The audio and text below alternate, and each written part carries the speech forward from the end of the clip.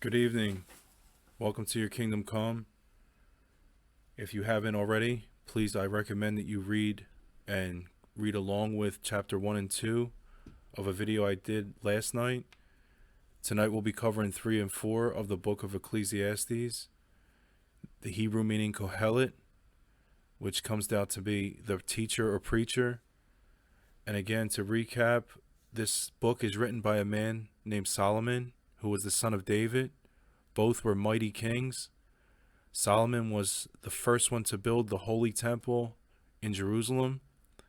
He had people come from all over the world to visit him because they couldn't believe the amount of wealth and wisdom that he had.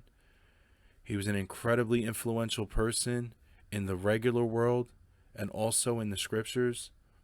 So I want to do him justice and cover his book and try to really help get into the mind of where he's at in life at this point. So at this point, he has already seen the top, the pinnacle, but he's also seen the bottom, which he slipped away from our Creator, our Father, and he started to fool around with women that led him astray. With all the wisdom he had, he couldn't see this coming, and they started having him partake in their idol worship. And now he was completely confused.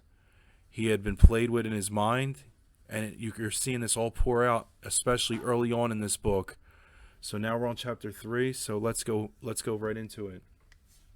A time for everything.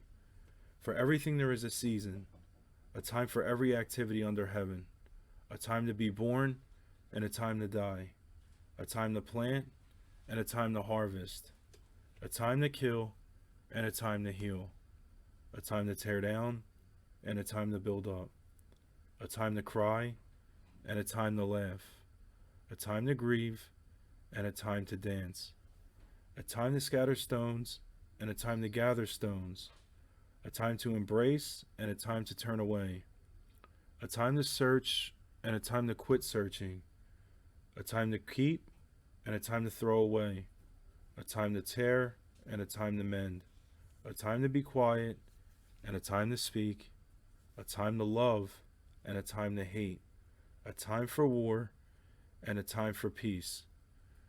So after those first 8 verses, you can clearly see what he's doing here.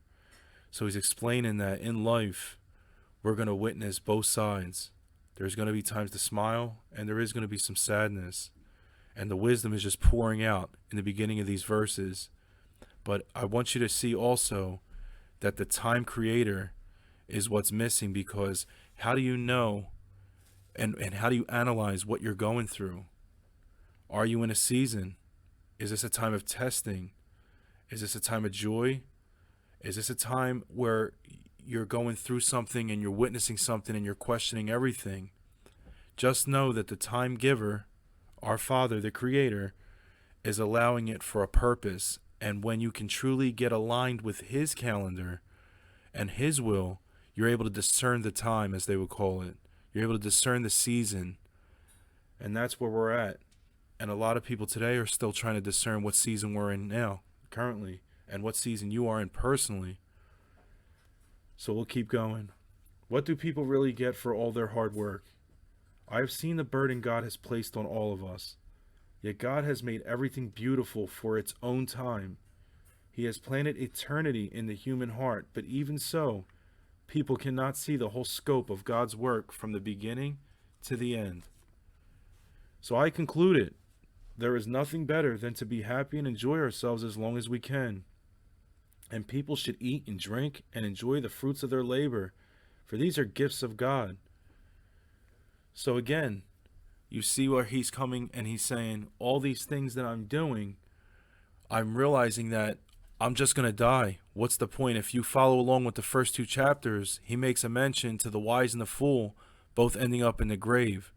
So as he's pouring his heart out, almost like his own personal journal, he's revealing to you that at this point in his life, he's done it all. He's seen it all. He's witnessed it all. And still, he's totally confused at this point in the book. And he's just looking at it saying, I might as well just be fat and merry and happy because we're all going to die. And I know that whatever God does is final. Nothing can be added to it or taken away from it. God's purpose is that people should fear him.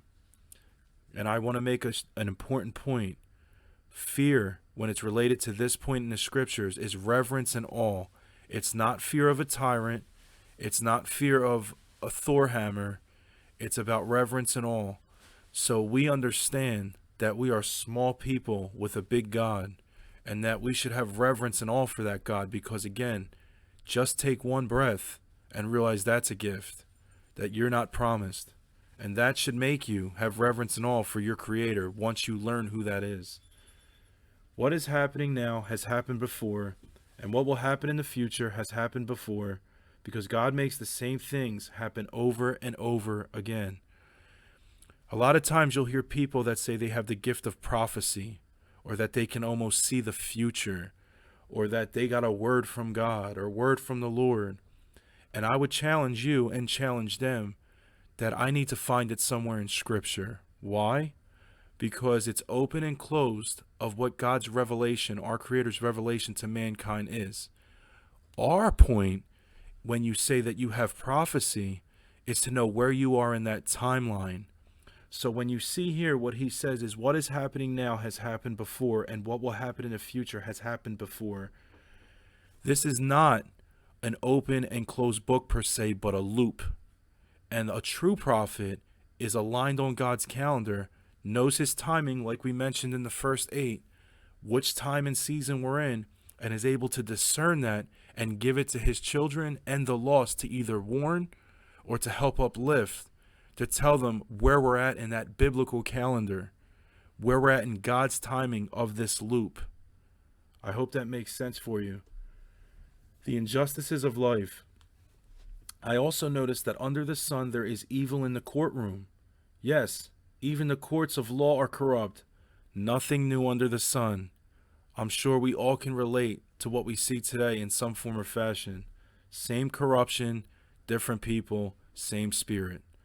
I said to myself, in due season God will judge everyone, both good and bad, for all their deeds.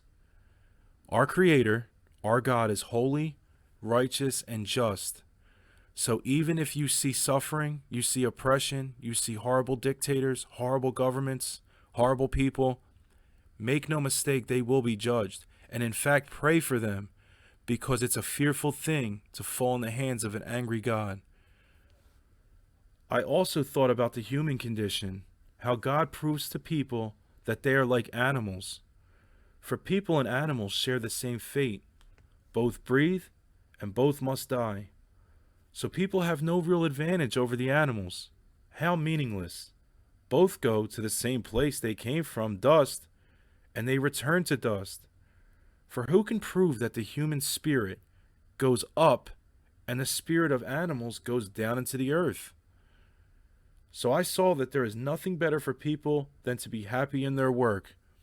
It's so critical to see that this once very holy man who was on his knees as a young man, having a relationship with the Creator, is now even questioning if there's no eternity. But his mind is in a constant struggle, because if you reference back to verse 11, he says he has planted eternity in the human heart. So do you see how what can happen with confusion, even to the wisest man? Do you see what's being revealed here in this man's heart because he went astray and you're reading it? But make no mistake, it's a whole book, so we have to stay in context and not take bits and pieces of verses and make our own beliefs from it. So let's stay in context before we make our total determination of what this book is revealing. That our lot in life, and no one can bring us to see what happens after we die. Chapter 4. Again I observed all the oppression that takes place under the sun. I saw the tears of the oppressed, with no one to comfort them. The oppressors have great power, and their victims are helpless.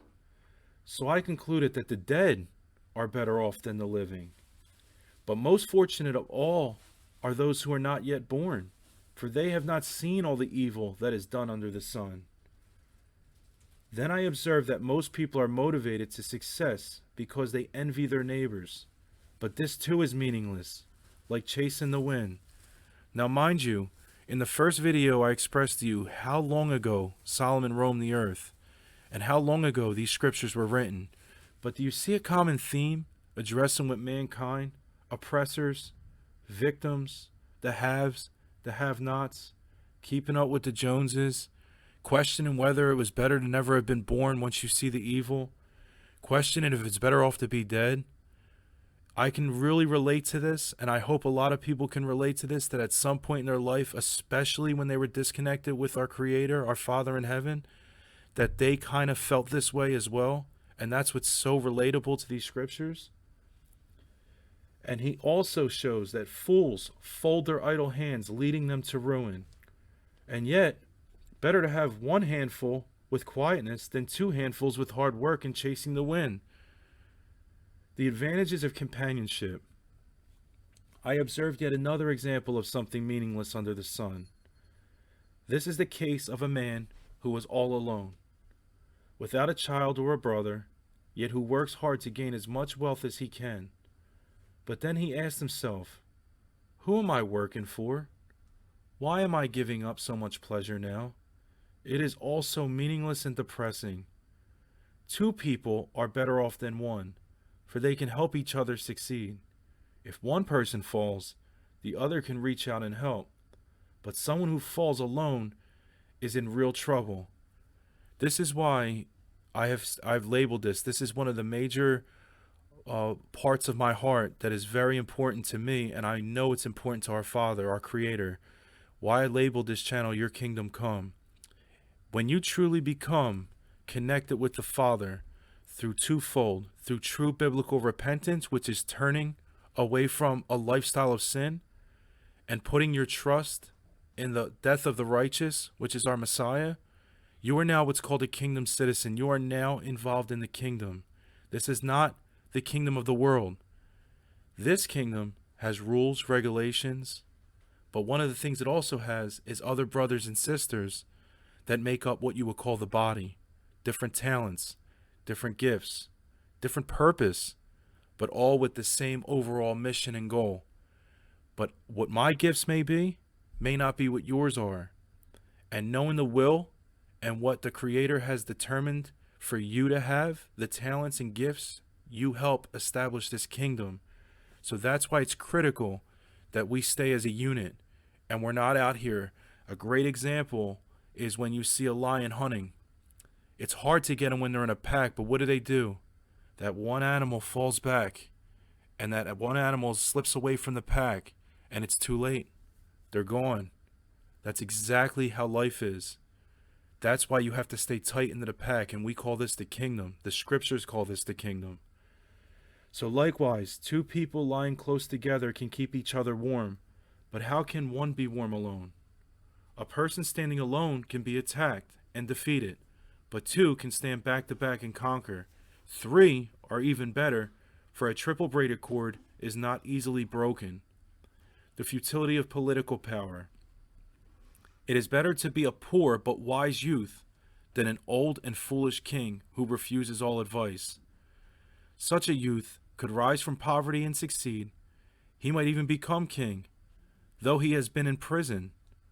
But then everyone rushes to the side of yet another youth who replaces him. Endless crowds stand around him, but then another generation grows up and rejects him too. So it is all meaningless, like chasing the wind.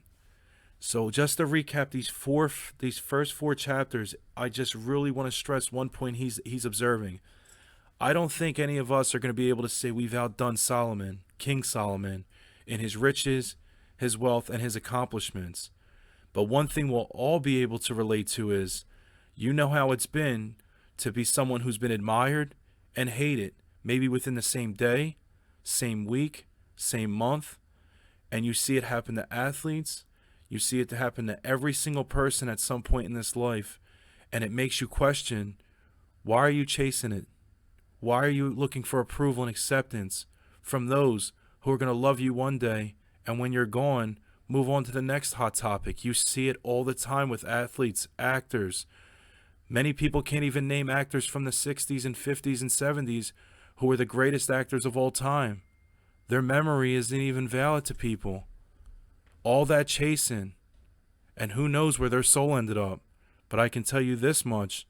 If they chased it to please man or woman and looked for admiration, they're probably in the wrong location, I would say now. So I just wanted to come on here, read through 3 and 4. The plan is to get to 5 and 6 at some point, maybe tomorrow, the hope. But I just want to continue to go through this book. There's 12 chapters, so I'm looking at 6 days, 2 teachings or 2 chapters. And I just want to end with what I try to end with every time. May the Lord bless you and keep you. May the Lord make his face to shine upon you and be gracious unto you. And in the name of our mighty, great Creator, peace.